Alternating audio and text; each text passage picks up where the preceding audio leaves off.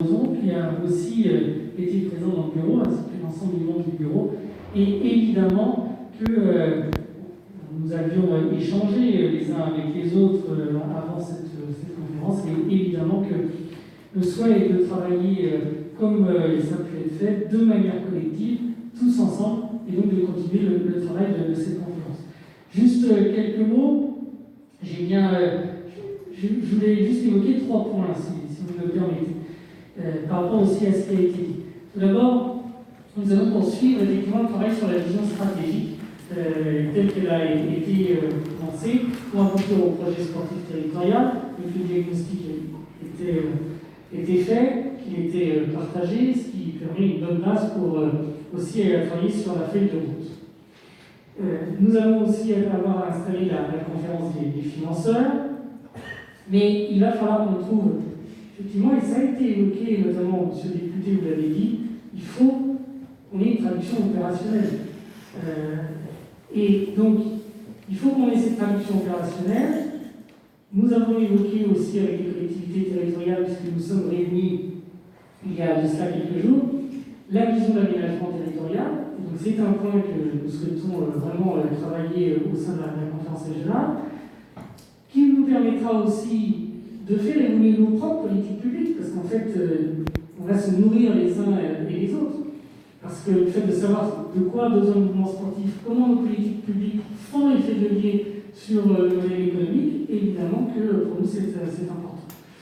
Et puis, bien entendu, je viens de le dire, la prise en compte des enjeux économiques, parce que je l'ai dit tout à l'heure, derrière le sport, nous on voit aussi toute la filière qui est.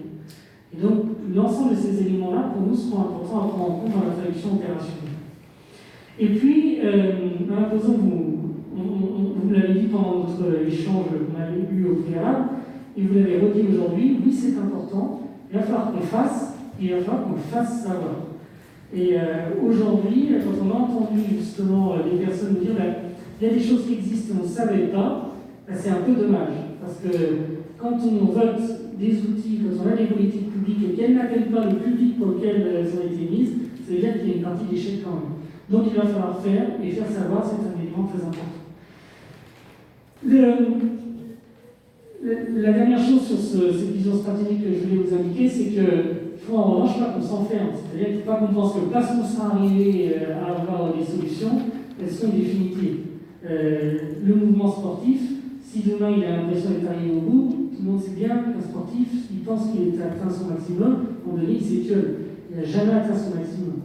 Nous, il faut qu'on soit pareil. C'est-à-dire qu'il faut toujours qu'on soit en mouvement. Il n'y a pas qu'on se renouvelle tout le temps. C'est pas parce qu'on aura adopté les principes, qu'on aura adopté les solutions, qu'elles sont là. Là, on a vu que c'était l'élection sur mars 2026. Je ne pense pas qu'on aura trouvé des solutions qui seront là jusqu'en mars 2026. Ne serait-ce qu'on a bien vu ces 2 dernières années, quand on a des impacts extérieurs qui impactent notre organisation. Le deuxième point que je voulais évoquer, c'était le rôle sociétal. Je pense que le sport a un vrai rôle dans la société. Et la période Covid a pu montrer que c'était en plus une nécessité. Que ce n'était pas simplement pour faire joli dans la société, non, il y a une nécessité du sport dans notre société. Et ça part de la pratique scolaire et par l'éducation, évidemment, et c'est très important que vous soyez là et que vous représentiez l'éducation. Mais il faut aussi qu'on se rende compte du respect des principes républicains. Et vous l'avez très bien évoqué tout à l'heure, et vous avez commencé à amorcer, d'ailleurs, au-delà du constat aussi de certaines analyses pour porter des objectifs. Nous avons aussi, dans ce rôle sociétal, pas tous les cités, mais un rôle d'inclusion. Et Marie-Claire, que je connais bien et qui a parlé tout à l'heure, ou alors vous avez parlé pour l'e-sport, c'est-à-dire pour le sport adapté, ça fait partie de nos obligations. C'est-à-dire qu'on ne peut pas le traiter à côté. Il faut qu'on le traite en même temps, tout le temps, à chaque fois qu'on parle de sport, on parle d'inclusion, on parle de sport adapté. Donc ça ne peut pas être une partie du sport, ça fait partie tout simplement de notre politique sportive. Et d'ailleurs, je dirais aussi un petit mot, c'est pareil, sur la parité. Il y a un moment donné, la parité, c'est pas un objectif, c'est une obligation, donc on ne peut pas se poser la question finalement. C'est-à-dire que le sport, il est ouvert aux femmes et aux hommes, et enfin c'est tout. On ne va pas se poser la question de savoir comment on va y arriver, c'est tout ce qu'il faut y arriver.